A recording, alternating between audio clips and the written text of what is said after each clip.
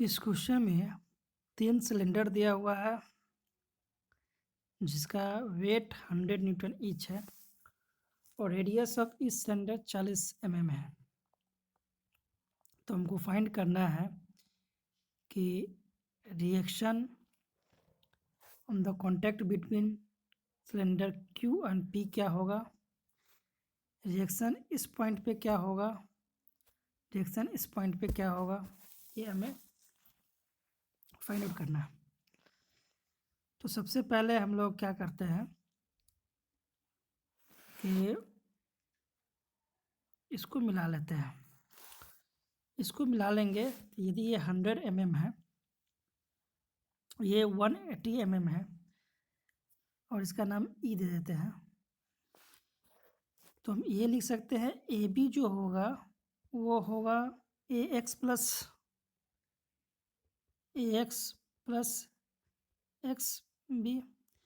इसका रेडियस में B x भी एक रेडियस और ए एक्स भी एक रेडियस है। तो हम ये कह सकते हैं 40 + 40 40 + 40 mm इक्वल्स टू 80 mm। ए भी हमारे पास आ गया 80 mm। ठीक है, उसी तरह बी तो देखा जाए तो बी सी जो होगा वो 100 mm होगा। क्यों होगा? B C equals to 100 mm।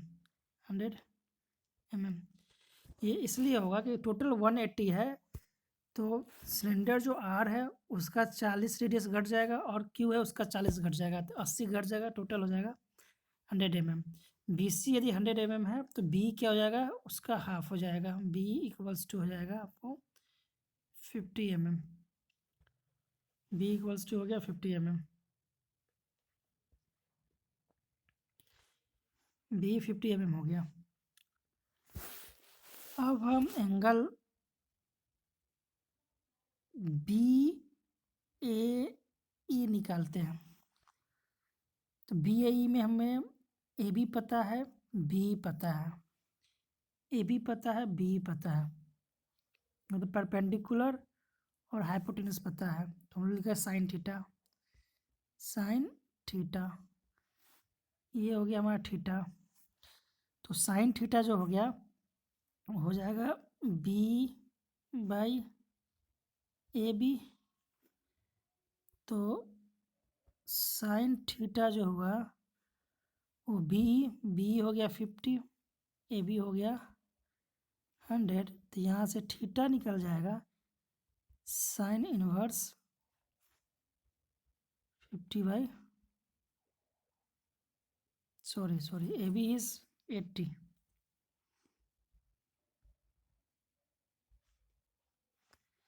B is 50 और ए बी इज 80।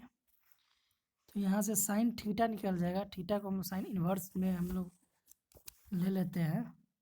तो साइन इनवर्स 50 डिवाइडेड बाई 80 ये जाएगा 38.68 डिग्री ये आ गया। अब क्या है, अब हम लोग देखते हैं कि दो सिलेंडर जो है उसके बीच में कांटेक्ट कैसा है। तो एक सिलेंडर मान लेते हैं ये है हमारे पास और दूसरा जो है हमारा दूसरा जो सिलेंडर है ये है।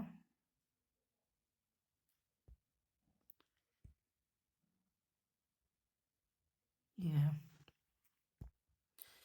ये पी और क्यू सिलेंडर है। अब पी और क्यू को यदि हम देखते हैं, पी और क्यू को यदि हम देखते हैं तो ये ए है, ये बी है, ये बी है। तो इस पे क्या होगा, एक रिएक्शन फोर्स होगा ये वाला, इस पे एक एम जी होगा जो 100 न्यूटन के आसपास होगा और ए सिलेंडर पी और आर की वजह से एक रिएक्शन फोर्स इधर होगा, ये होगा। ठीक है, तो इसका एफ हम सिंपल सा एफ बनाते हैं। इसमें ये एंगल हमारे पास पता है, ये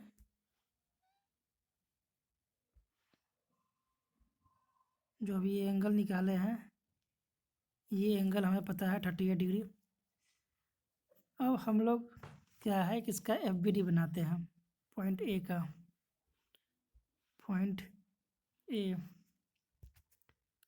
ए में है, एक है हमारे पास 100 न्यूटन। 100 न्यूटन। यहाँ से एक रिएक्शन और एक रिएक्शन ये, इसका नाम देते हैं R1, ये R1 है और ये R2 है, ये हो जाएगा R2। इसकी वजह से जो एंगल ये बना है, ये बना है एंगल आपको 38.68 सिमेट्रिकल है, इसलिए ये भी क्या हो जाएगा 38.68। जितना एंगल ये होगा वही एंगल ये होगा 38.68 का 2 टाइम्स, तो ये जो है 77.36 डिग्री होगा। ठीक है, तो अभी करना क्या है, हमें निकाल लेना है ये टोटल एंगल। ये टोटल एंगल ये x होगा तो ये भी x होगा, तो हम लिख सकते हैं 2x + 77.36 इक्वल टू 360।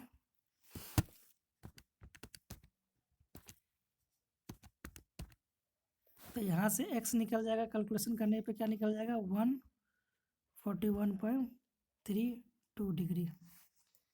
अब देखो इसमें बस कैलकुलेशन है और कुछ है नहीं इस क्वेश्चन में, बाकी कुछ नहीं है कैलकुलेशन के सिवा। ये है 100, एक रिएक्शन 1 और ये रिएक्शन 2। ये x पूरा टोटल x कितना कैलकुलेट हुआ है 141.32। ये हो गया है 141.32 और ये हो गया है 77.36। ठीक है, अब लेमी थ्योरम अप्लाई कर देते हैं। Applying Lami theorem. Lami theorem क्या बोलता है, लेमी थ्योरम बोलता है कि फोर्स जो है, फोर्स के साइन का रेशियो इक्वल होता है, फोर्स अपॉन साइन, उसके अपोजिट जो एंगल होता है उसके साइन का रेशियो इक्वल होता है। तो sine 77.31 must be equals to R1 by sine 141.33 must be equals to R2 by sine 141.3। R1 R2 दोनों इक्वल आ जाएगा। इसको दोनों को इक्वेट करते हैं, यदि हम इस दोनों को इक्वेट करते हैं तो यहाँ से R1 आ जाएगा साइन 141.3 अपॉन में साइन 77.31 इंटू 100। तो इसको यदि हम कैलकुलेट करते हैं तो हमारे पास R1 जो आ जाएगा वो 64 न्यूटन के आसपास आ जाएगा। R1 जो आ जाएगा 64 न्यूटन के आसपास आ जाएगा। R1 equals to 64 Newton. R1 64 Newton है। ठीक है, अब हमारे पास R1 निकल गया, R1 निकल गया। ठीक है, अब हम लोग सिलेंडर B को देखेंगे, पॉइंट B को देखेंगे। ठीक है, अब हम लोग क्या करेंगे, पॉइंट B को देखेंगे। पॉइंट B पे क्या हो रहा होगा, पॉइंट B पर यदि हम देखें तो पॉइंट B पे क्या हो रहा है, एक तो रिएक्शन ये रिएक्शन ये, एक इसके वजह से और एक mg की वजह से। ठीक है, तो पॉइंट B का यदि हम फ्री बॉडी डायग्राम का यहाँ बनाते हैं, पॉइंट B का यदि हम फ्री बॉडी डायग्राम बनाते हैं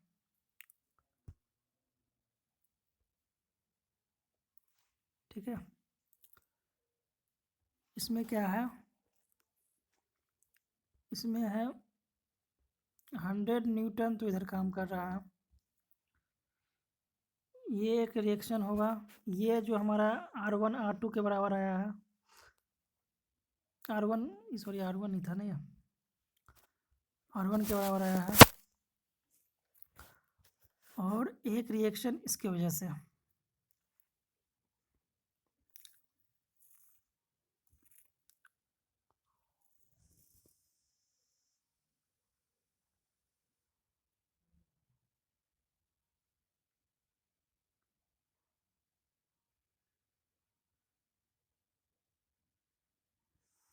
एक रिएक्शन इसके वजह से, तो ये R1 R2, ये हो जाएगा R3, ये R4।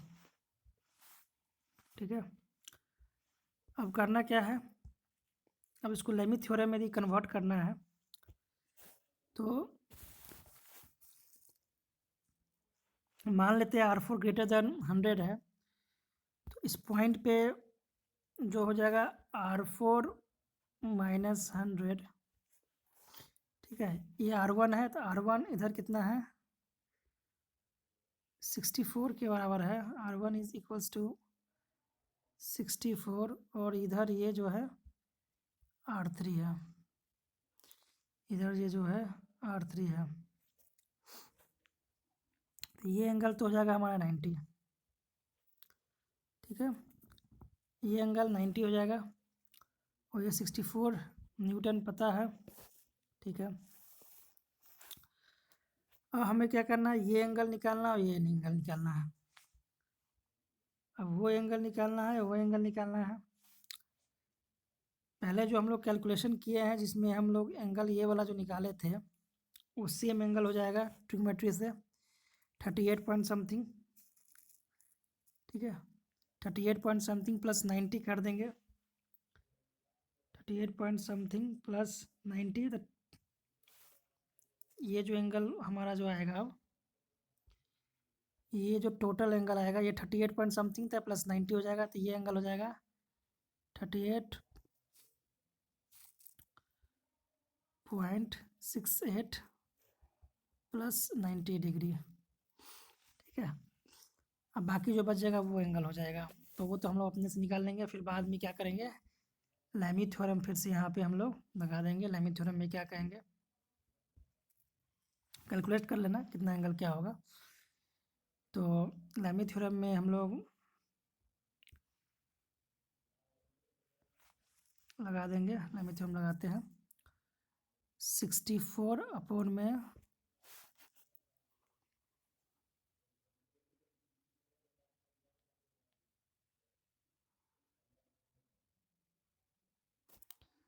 64 अपॉन में साइन 90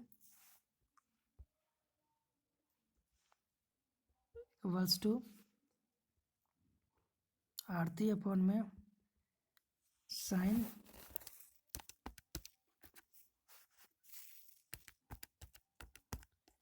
कैलकुलेट करेंगे तो ये एंगल आ जाएगा आपको 141.32, ये angle 141.32 141.32 equals to R4 minus 100 upon में साइन